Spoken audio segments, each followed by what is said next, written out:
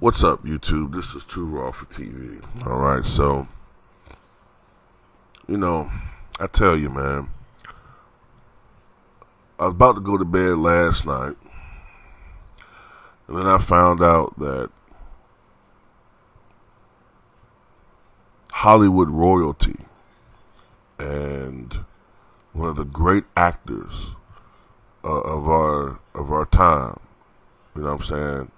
I really mean that. I think Chadwick Boseman was a phenomenal actor, not just an entertainer that's on the screen. A great actor died far too soon, you know what I'm saying, of colon cancer. And by the way, to any of my subs who are 50 and older, get a colonoscopy.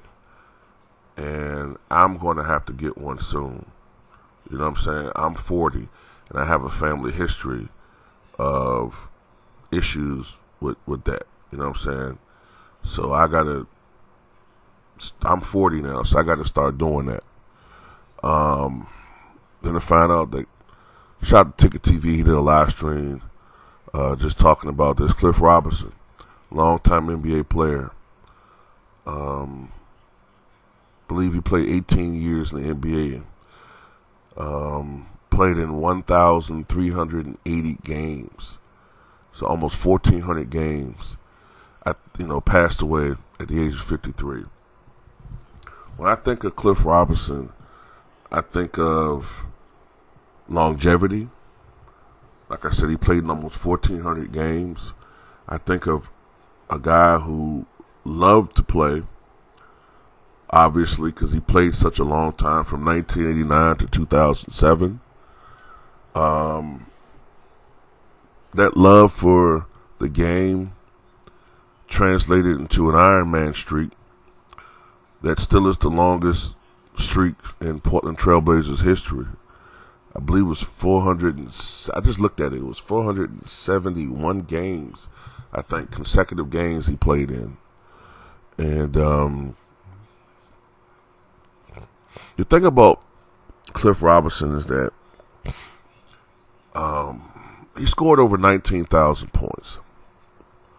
And I have no doubt in my mind that if he played in today's NBA, if you take Cliff Robinson from that era and you put him in today's NBA game, he would average, because that type of game is now the rule and not the exception, I think he would have been a first or second option. So therefore, I think he would average 25 to 30 points a game today, just because of the way the game is played. There's no longer any real defensive resistance anymore. It's a faster paced game. It's predicated on shooting. Remember, he's 6'10", but we're not talking about a big bulky dude. We're not talking about an Arvydas Sabonis 6'10", well, I think Arvydas was 6'11", 280, 290. No, we're not talking about a big bulky guy. We're talking about a guy that's 6'10" and 225, 235. So this is a guy that could be a gazelle. You know what I'm saying? Even when I think at the end of his career, he was only 240. So we're not talking about a big guy. So he could take the pace. Remember, back then, those guys were playing 35, 40 minutes a game. So even with the faster pace, Cliff Robinson would dominate. He was, and then this is the thing. Cliff Robinson was he was even before, guys like Tony Kukoc. Cliff Robinson was really, when you think about it, the original. I'm trying to think if somebody's predating him. I mean, you could mention maybe Kiki Vandeweghe and all that, but they weren't 6'10". Cliff Robinson was 6'10" and was a stretch 4. You know what I'm saying? He complimented Portland very well, because you had big old Kevin Duckworth, may he rest in peace, 6'11" or 7 feet, 275. Many times he was way over that. You know what I'm saying, down there in the paint. So you have Cliff Robinson, who's a stretch. You know what I'm saying, shooting from the 18, 19 footers. Occasionally he would go out from three, but it was when the NBA shortened the line in '95 that he became a prolific 3-point shooter. You know what I'm saying? He really took advantage of that, and that's when he became a 20 points per game scorer. That's why I know with the emphasis on the 3-point line, Cliff Robinson would average at least 25 points a game in this era. But he played on some loaded teams in Portland. Those teams that went to the finals in 1990 and 1992. And unfortunately, those teams went against the bad boy Pistons at their peak and Michael Jordan at his peak. So it was not to be. And a lot of people do remember Cliff Robinson for being in that poster with Mike hitting that 6'3", you know what I'm saying? But Cliff Robinson was a great player and a great competitor, man.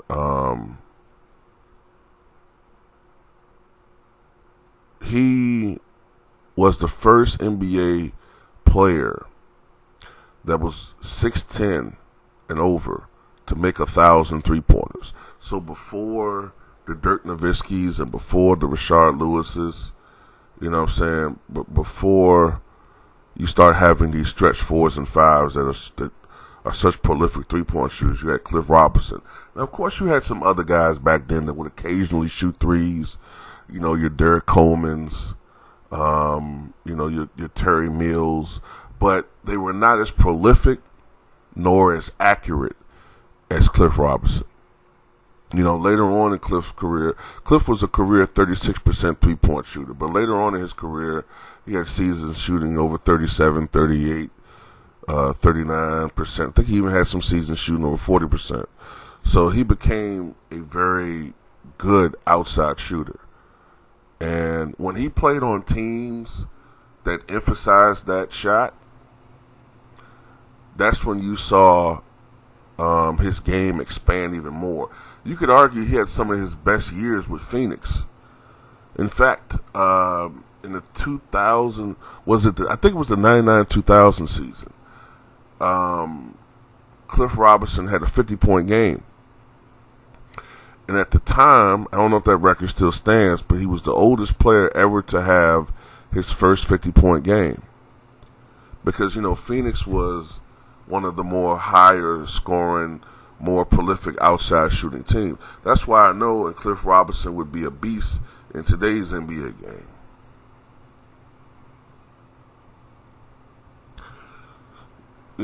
So when you think about those Portland teams he played on, you had Kevin Duckworth, who's now deceased, passed away way too young at the age of 44. You have Jerome Kersey, who passed away a few years ago at the age of 52. I think he passed away from complications from surgery. Now you've had Cliff Robinson. So that's 4 members of those Portland teams that passed away, because Drazen Petrovic, who just couldn't quite fit into the rotation at the time, eventually was traded to the then New Jersey Nets, and he got to do what he could do. Finally, he had a role. But Drazen Petrovic was on those teams. So that's 4 members of that team now that are deceased. But then of course you had Clyde Drexler, the to me right now the second greatest trailblazer of all time. Then, of course, you have on that team Terry Porter. And then you had punk-ass Danny Ainge. Punk-ass Danny Ainge. But, that team also had a lot of other, players on it as well. But those were the standouts. And, he played 8 years with them. And one thing that he always did, Cliff Robinson, is he always improved the team that he was on. This is a remarkable record that he had. In 18 years that he played in the NBA, there was only 1 year where Cliff Robinson missed the playoffs. Only 1 year. All right? And he was a player that was almost, I think, universally beloved by his teammates, respected by his teammates. He was affectionately called Uncle Cliffy, which started after a dance that he initiated after a playoff game. He called it the Uncle Cliffy, and that nickname stuck with him for the rest of his career and after his career. And you know, I remember he retired after the 2006-2007 season, but you know, I don't really remember his name being linked to anything, you know, bad. So, you know, I just remember some stories about him being involved, and you know, I'm talking about after his career, you know, being involved in, you know, some programs, I guess, you know what I'm saying, some charity work. But I've never. The only thing I know about Cliff Robinson is, you know, I do believe that he. Well, I don't want to get into that. It's not the right time. You know what I'm saying? I don't want to get into all that. But this is a devastating loss to the NBA community. Look, I want to say one thing before I go. I'm noticing a very disturbing trend of a lot of NBA players from the 90s passing away at a very young age, or relatively young ages. I'm not saying that players in the past didn't pass away young, or sometimes even tragic. You know, but you know, Pete Maravich passed away tragically at the age of 40. The NBA's first star, Joe Fulks. I don't know how many of you guys know this, but Joe Fulks was murdered back in 1976. You know, Neil Johnston, one of the original stars in the NBA with the Golden State Warriors, at the time the Philadelphia Warriors. I think he died of a heart attack while playing basketball, similar to Pete Maravich, when he was only 49 years old. So there have been guys that have passed away tragically, but for the most part, you know, most of these guys live long lives. You know, the older legends.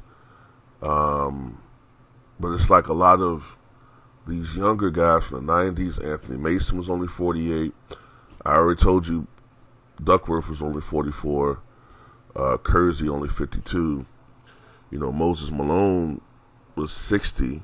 That's not a exceptionally old age. You know, Chocolate Thunder, Daryl Dawkins was only 58. You know, a lot of these guys are passing away pretty young, man. And you know, I don't know exactly what it is. You could say it's the processed foods. It's maybe these guys dabbled in some other stuff. I don't want to speculate, but we all just gotta, you know, we all need to take care of ourselves better. We do. We need to take care of ourselves better. And I'm just gonna say this is a horrible year, man. You know what I'm saying? Horrible year, man. You know. But tell me what you guys think. And rest in peace, Cliff Robinson.